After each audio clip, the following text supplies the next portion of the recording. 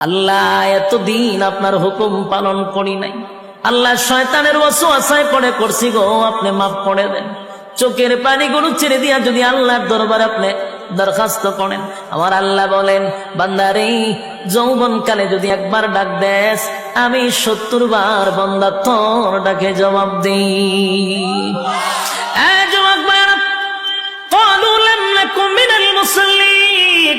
যারা দুনিয়ার জমিনে মুসল্লি ছিল না তারাই তো জাহান্নামী, এক নম্বরে জাহান্নামে যাওয়ার কারণ।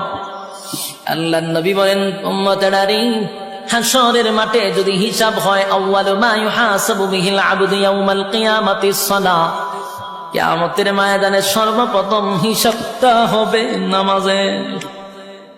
বলুন কিসের?